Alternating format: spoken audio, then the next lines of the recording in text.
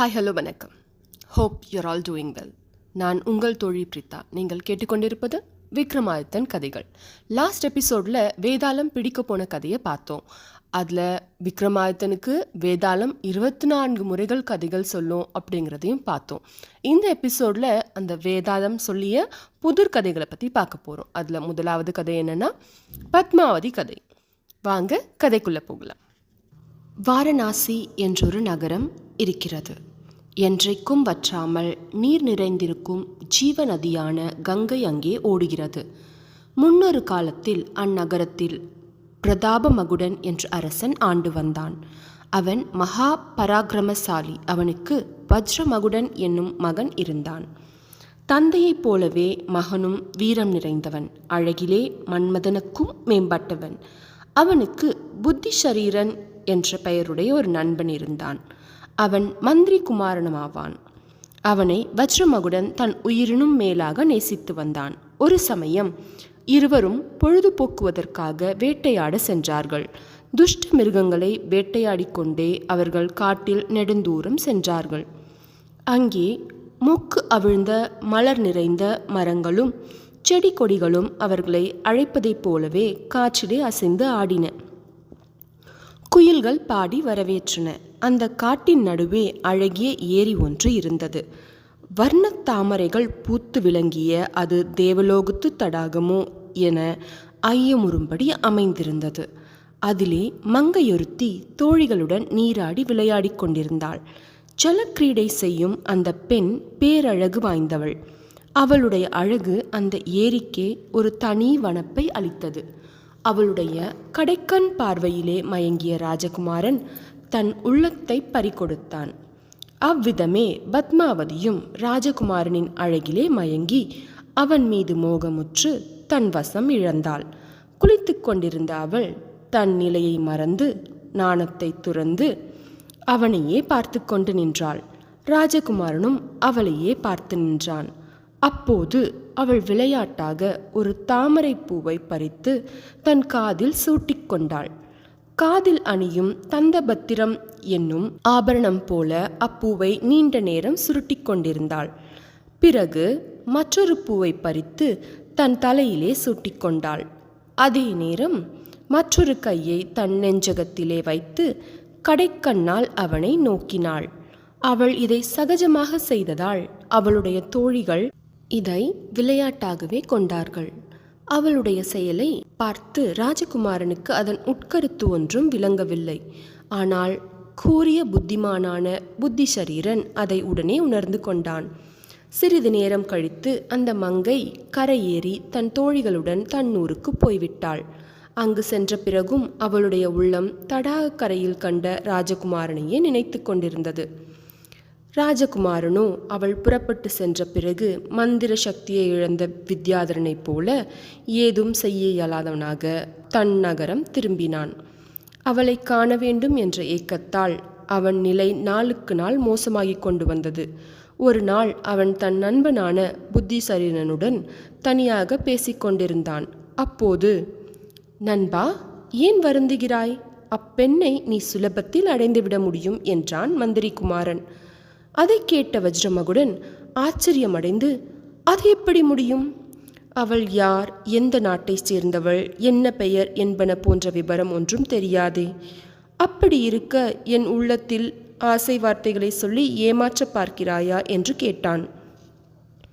இதை கேட்ட புத்திசரீரன் வியப்புற்று, என்ன, அவள் தன்னை பற்றிய விவரங்களை ஜாடையால் தெரிவித்தாளே, நீ பார்க்கவில்லையா என்று வினவினான். நண்பா, நான் ஒன்றும் அறியேன். அவள் முககாந்தியை கண்டு மயங்கி நின்று விட்டேன். அவள் தாமரை பூவை தன் காதில் வைத்து கொண்டதால் நான் கர்ணோத்பலன் என்னும் அரசனுடைய நாட்டைச் சேர்ந்தவள் என்பதை அறிவித்தாள். அந்த பூவை காதணியான தந்தபத்திரம் போல சுழற்றியதால் அங்கேயுள்ள தந்த சிற்பி ஒருவன் மகள் என்பதையும் குறிப்பிட்டாள். தாமரை பூவை எடுத்து தலையில் சூடியதால் தன் பெயர் பத்மாவதி என்றும், கையை நெஞ்சகத்தின் மீது வைத்துக்கொண்டு கடைக்கண்ணால் உன்னை பார்த்ததால் அவள் இதயம் உனக்கே சொந்தமாய்விட்டது என்றும் அறிவித்தாள். உண்மையாகவே இப்போது கலிங்க தேசத்தில் கர்ணோத்பலன் என்னும் அரசன் இருக்கிறான். அவனுடைய ஆஸ்தானத்தில் தந்த சிற்பிகளுள் சிறந்தவனான சங்கிராமவர்தனன் என்பவன் இருக்கிறான். அவனுக்கு பத்மாவதி என்ற பெண் ஒருத்தியும் உண்டு. உலகத்திலும் அவள் அழகுக்கு ஈடானவள் இல்லை. அவளை அவன் ரொம்ப பிரியமாக வளர்த்து வருகிறானாம். இந்த விவரங்களை பிறர் கூற நான் கேட்டிருக்கிறேன். அதனால் அவள் ஜாடைகளால் தன் விவரங்களை உனக்கு அறிவித்தவுடனே அவற்றின் உட்பொருளை நான் தெரிந்து கொண்டேன் என்றான் மந்திரிகுமாரன்.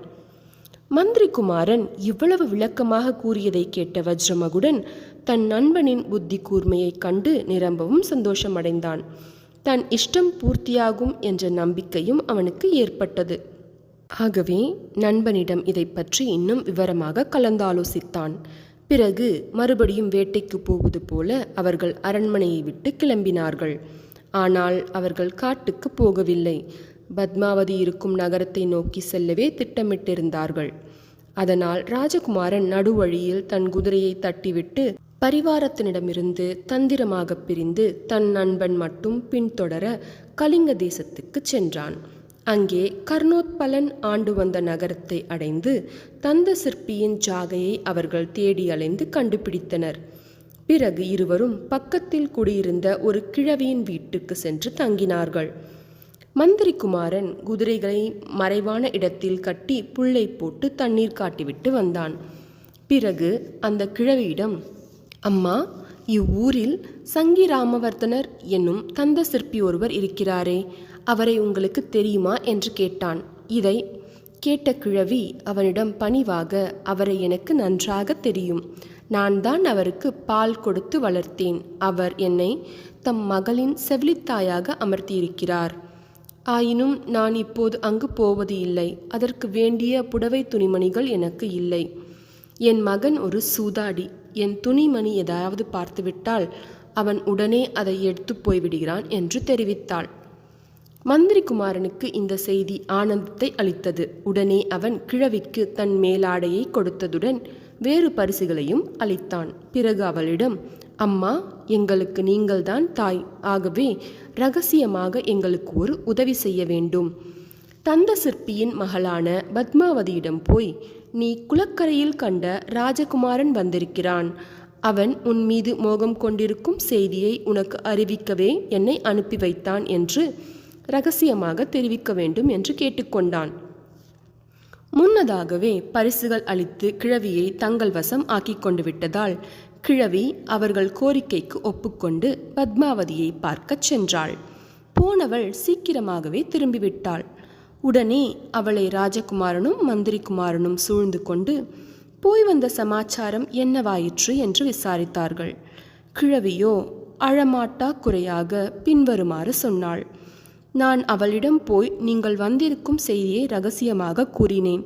அதை கேட்ட அவள் என்னை மிகவும் கோபித்து கற்பூரத்தில் தோய்த்த தன் 2 கைகளால் என்னை 2 கன்னங்களிலும் அடித்து விட்டாள். அவமானத்தால் நான் மனமுடைந்து திரும்பிவிட்டேன். இதோ பாருங்கள், என் கன்னத்தில் அவள் விரல் அடையாளங்கள் என்றாள் கிழவி. கிழவி இவ்விதம் சொன்னவுடனே ராஜகுமாரனுக்கு தன் எண்ணம் நிறைவேறாது என்ற நினைப்பால் உள்ளம் உடைந்தே விட்டது. ஆயினும் மந்திரிகுமாரன் அவன் உள்ளத்தை வாடவிடாமல் தேற்றினான். அதைரியப்படாதே நண்பா, அவள் தன் உள்ள கிடக்கை காட்டிக்கொள்ளாமல் கிழவியை கோபித்து கொண்டு அவள் முகத்தில் கற்பூரம் தோய்ந்த 10 விரல்களால் அடித்து அனுப்பி வைத்ததால் இப்போது நிலாக்காலமானதால் ஏற்ற சமயம் அல்ல. நிலா நாள் 10 போகட்டும், அதுவரையில் பொறுத்து கொள்ளுங்கள் என்பதை தெரிவித்திருக்கிறாள் என்று சொல்லி அவன் சோர்வை போக்கினான். மந்திரிகுமாரன் இவ்விதம் தேர்தல் கூறியதால் மனச்சமாதானம் கொண்ட ராஜகுமாரன் கடைத்தெருவுக்கு சென்று தான் கொணர்ந்திருந்த பொன்னில் கொஞ்சம் விற்று வந்தான். அந்த பணத்தை கொடுத்து கிழவியை தங்களுக்கு நல்ல விருந்து தயார் செய்ய சொன்னான். இவ்விதம் 10 நாட்கள் கழிந்ததும் நிலைமையை எப்படி இருக்கிறது என்பதை அறிந்து வர கிழவியை மறுபடியும் பத்மாவதியிடம் இருவரும் அனுப்பி வைத்தனர். அவ்விருவரும் அளித்த உபசரிப்பில் அவள் மயங்கி போய்விட்டாள். ஆகவே மறுத்து கூறாமல் அவள் பத்மாவதியின் மாளிகைக்கு போய் திரும்பினாள். நான் இன்றைக்கு அங்கே போய் எதுவும் பேசாமல் மௌனமாக இருந்தேன். அவள் என்னை வம்புக்கு இழுத்து உங்களிடமிருந்து ஏதோ செய்தி கொணர்ந்திருப்பதாக வாதம் செய்தாள். 3 விரல்களை செம்பஞ்சு குழம்பில் நனைத்து அதனால் என் மார்பில் அடித்து அனுப்பிவிட்டாள் என்றாள். கிழவியின் வார்த்தைகளை கேட்ட புத்திசரீரன், நண்பா, சோகப்பட வேண்டிய அவசியமே இல்லை. இன்னும் 3 இரவுகளுக்கு அங்கே வர முடியாதென்பதை உணர்த்தியிருக்கிறாள் என்று தைரியம் கூறினான். அதேபோல 3 நாட்கள் இருவரும் பொறுத்திருந்துவிட்டு கிழவியை மீண்டும் பத்மாவதியிடம் அனுப்பினர். தன் மாளிகைக்கு வந்த கிழவியை பத்மாவதி வரவேற்று உட்கார வைத்து அன்புடன் உபசரித்தாள். பகல் முழுவதும் வயிறார உண்டு பத்மாவதியுடன் காலம் கழித்தாள். காலையில் வீட்டுக்கு கிளம்பியதும் தெருவாசலில் பெருத்த கூக்குரல் கேட்டது. மதம் பிடித்த யானை ஒன்று அதன் கட்டுத்தறியிலிருந்து சங்கிலியை அறுத்து கொண்டு கிளம்பிவிட்டது.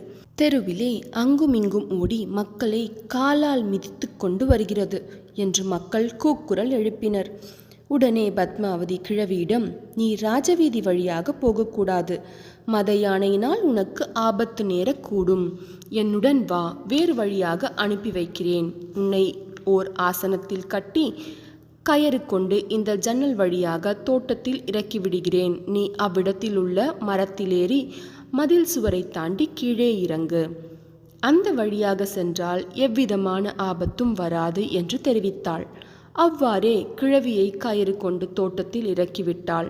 கிழவி அவள் சொன்ன வழியே சென்று வீட்டை அடைந்தாள். அவள் என்ன செய்தி கொண்டு வரப்போகிறாளோ வென்று காத்திருந்த இருவரிடமும் நடந்தவற்றை ஒன்று விடாமல் தெரிவித்தாள். நண்பா, உன் ஆசை நிறைவேறியது. நீ எந்த வழியாக சென்று அவளை அடைய வேண்டும் என்பதையும் அவள் தந்திரமாக நமக்கு உணர்த்திவிட்டாள். ஆகவே சூரியஸ்தமனம் ஆனதும் அவள் குறிப்பிட்ட வழியாக சென்று அவளை அடை என்றான் மந்திரிகுமாரன். ராஜகுமாரனும் அதேபோல் இரவு வந்ததும் புறப்பட்டு சுவரை தாண்டி தோட்டத்தை அடைந்தான். அங்கே மாளிகையின் மேல் மாடத்திலிருந்து கயிறுடன் ஆசனம் ஒன்று தொங்கிக் கொண்டிருந்தது. அவன் வரவை எதிர்பார்த்து தயாராக இருந்தனர் பணிப்பெண்கள். ராஜகுமாரன் ஆசனத்தில் அமர்ந்ததும் அவர்கள் ஆசனத்தை மேலே தூக்கினார்கள். மாடியிலே பூர்ணச்சந்திரன் போன்று முகத்துடன் பத்மாவதி காத்திருந்தாள். ராஜகுமாரனை கண்டவுடனே எழுந்து வந்து அவனை வரவேற்றாள். அவர்கள் இருவரும் காந்தர்வ விவாகம் புரிந்து கொண்டார்கள். தன் ஆசைக்கினியாளை அடைந்த ஆனந்தத்திலே ராஜகுமாரன் சில நாட்கள் உலகையே மறந்து அவளுடன் தங்கிவிட்டான். பிறகு ஒரு நாள் அவன் பத்மாவதியிடம், அன்பே, மந்திரிகுமாரனான என் நண்பனும் என்னுடன் வந்திருக்கிறான். உன் செவிலித்தாய் வீட்டிலே அவனை விட்டுவிட்டு வந்துள்ளேன். அவனை போய் பார்த்துவிட்டு உடனே திரும்பி விடுகிறேன் என்றான்.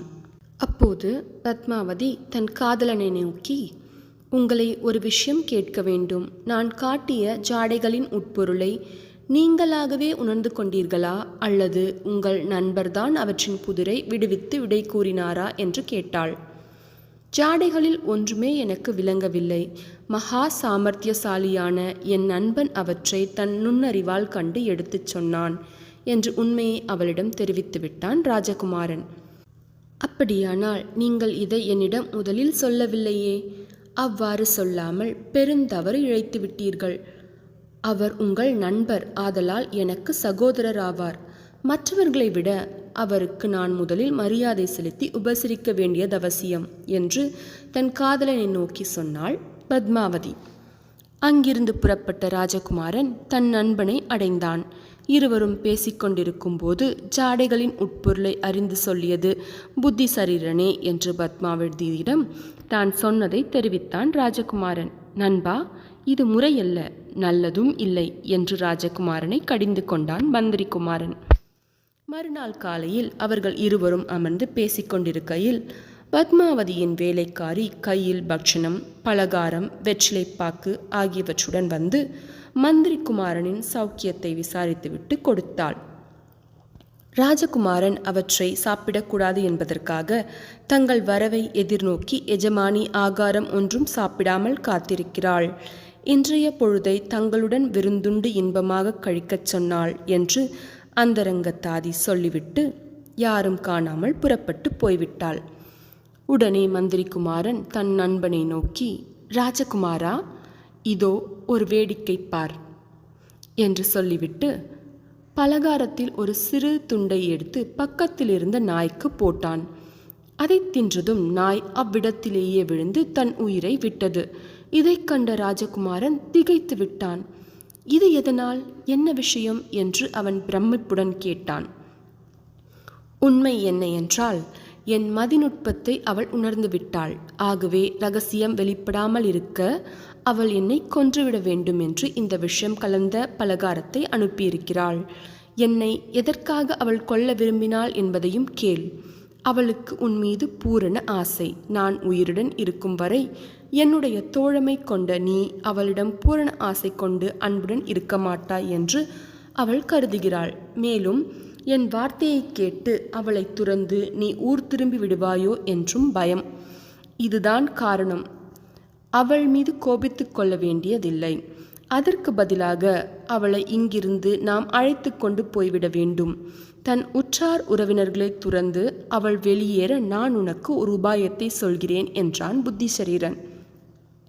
நண்பா, உனக்கு புத்திசரீரன் என்று பெயரிட்டது மிகவும் பொருத்தம்.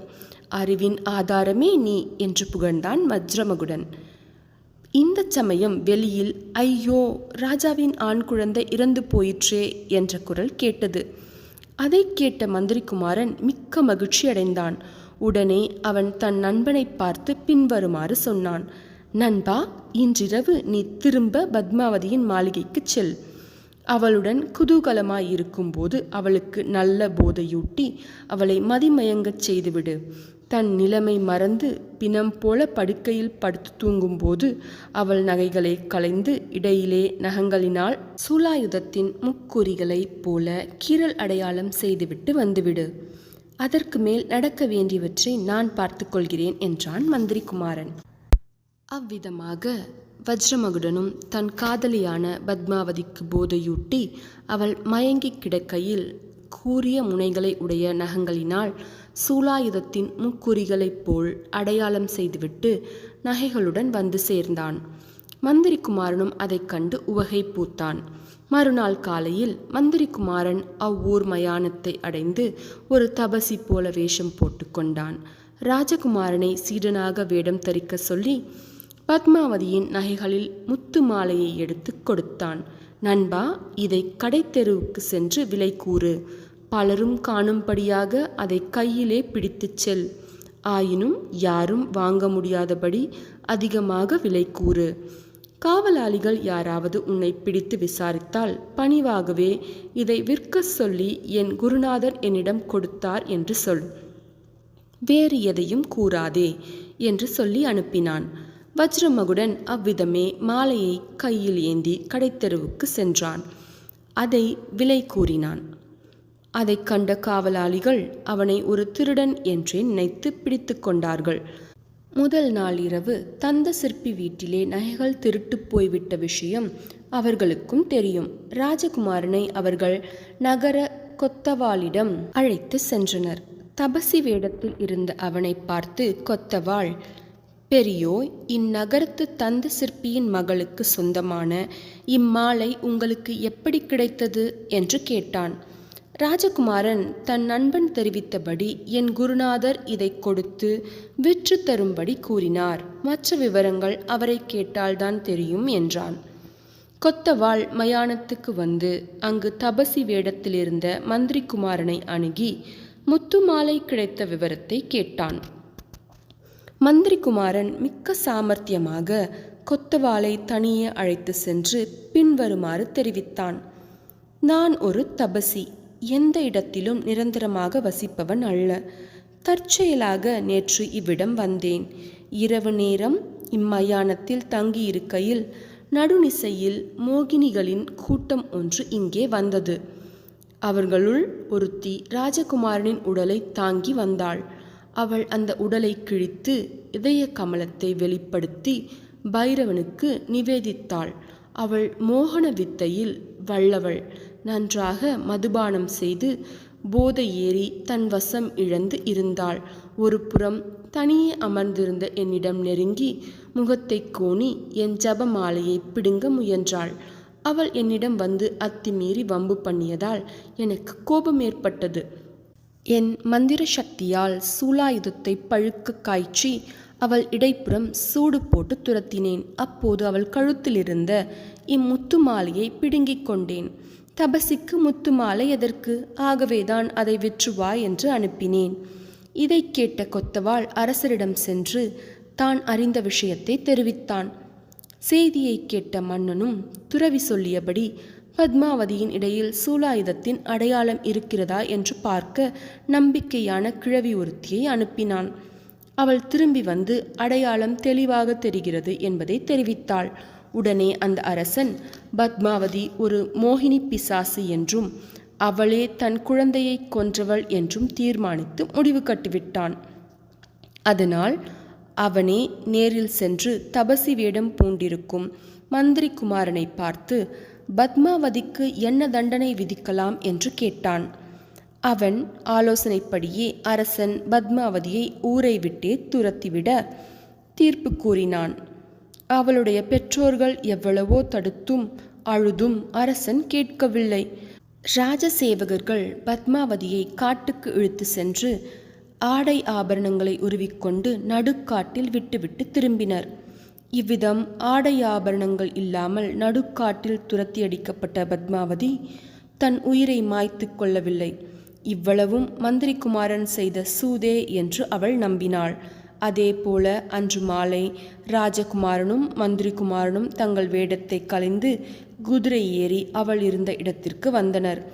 அங்கே தன் தலைவிதியை நினைத்து நொந்து அழுது கொண்டு உட்கார்ந்திருந்த பத்மாவதியை அவர்கள் தேற்றி அவளையும் தங்களுடன் அழைத்து கொண்டு ஊர் திரும்பினர்.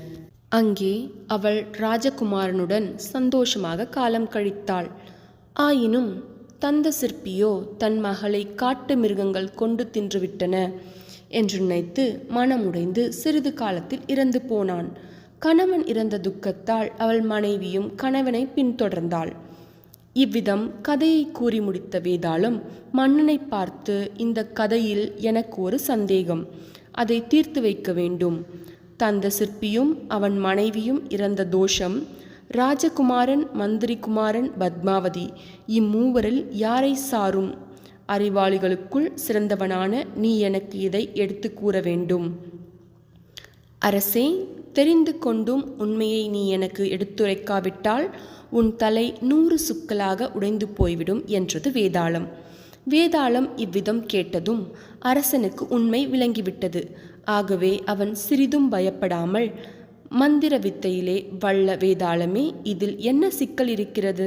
நீ குறிப்பிட்ட மூவரையும் அந்த சாபம் சாராது. அந்த பழி முழுவதும் கர்ணோத்பல அரசனையே சாரும் என்றான். எப்படி? அரசன் என்ன செய்தான்? அந்த மூவரால் தானே அந்த தந்த சிற்பி உயிர் மாய்ந்தது. அன்னங்கள் அரிசியை சாப்பிட்டால் அந்த குற்றம் காகத்தை சாருமா என்று கேட்டது வேதாளம். உண்மையில் மூவர் மீதும் பழியில்லை. மந்திரி குமாரன் தன் எஜமானன் நன்மையை உத்தேசித்தே நடந்து கொண்டான். ராஜகுமாரனும் பத்மாவதியும் காமன் கணையால் தாக்குண்டு அதனால் பாதிக்கப்பட்டவர்களாய் தாங்கள் செய்வதென்ன என்பதை அறியாமல் நடந்து கொண்டார்கள். தங்கள் எண்ணம் ஈடேற வேண்டும் என்ற ஒரே நோக்கத்துடன் அவர்கள் நடந்து கொண்டனர். ஆனால் கர்ணோத்பல அரசனோ ராஜ தர்மத்தை சரியாக உணராமல், வழக்கை தீர விசாரித்து உண்மை அறியாமல், அரசனுக்குரிய அறிவு இல்லாமல் தவறாக முடிவு கட்டி தீர்ப்பு கூறியதாலேயே அவ்விருவரும் உயிரிழக்க நேர்ந்தது. அந்த பழி அவனையே சாரும் என்று விளக்கி கூறினான் விக்ரமாதித்த மன்னன்.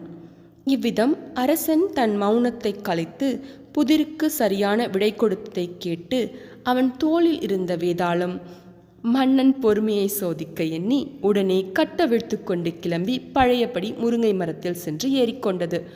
மன்னனும் விடாமுயற்சியுடன் வேதாளத்தை மறுபடியும் பிடித்து கொண்டு வர முருங்கை மரத்தை அடைந்தான்.